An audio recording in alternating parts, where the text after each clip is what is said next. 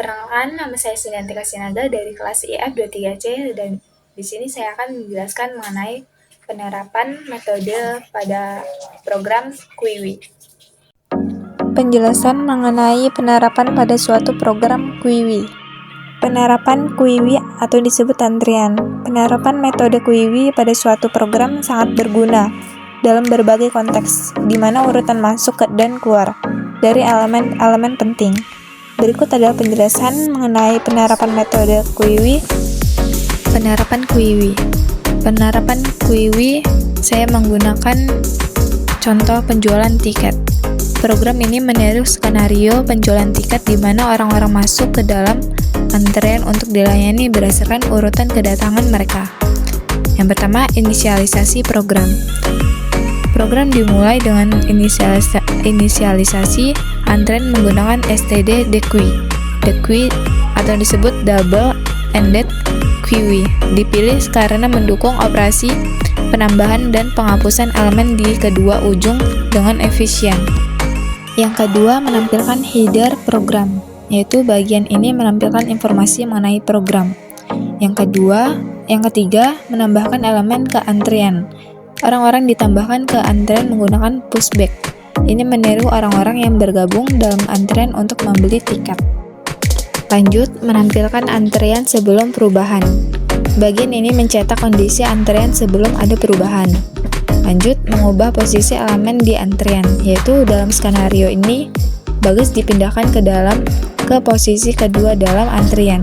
Hal ini mungkin terjadi jika ada alasan khusus seperti prioritas atau kesalahan penempatan awal. Lanjut, menampilkan antrian setelah perubahan, yaitu kondisi antrian setelah perubahan dicetak untuk menunjukkan posisi baru, Bagas. Lanjut, melayani pelanggan dari antrian. Dalam bagian ini, pelanggan dilayani satu persatu dari antrian, front, digunakan untuk mendapatkan elemen pertama dalam antrian, dan pop front, digunakan untuk menghapus elemen tersebut setelah dilayani. Penerapan Quiwi dalam kehidupan nyata. Yang pertama, sistem tiket digunakan dalam antrian di loket tiket seperti bioskop, konser, atau transportasi umum. Yang kedua, antrian kasir digunakan di supermarket atau toko untuk dilayani pelanggan berdasarkan urutan kedatangan mereka. Yang ketiga, sistem print digunakan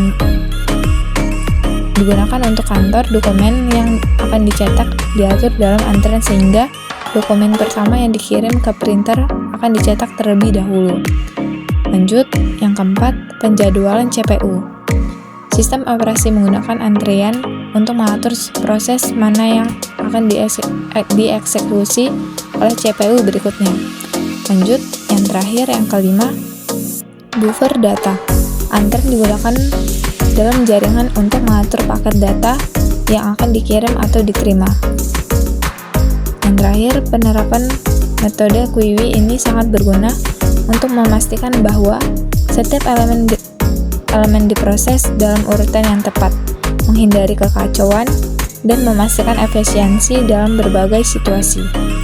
Untuk softwarenya saya menggunakan Dev C++.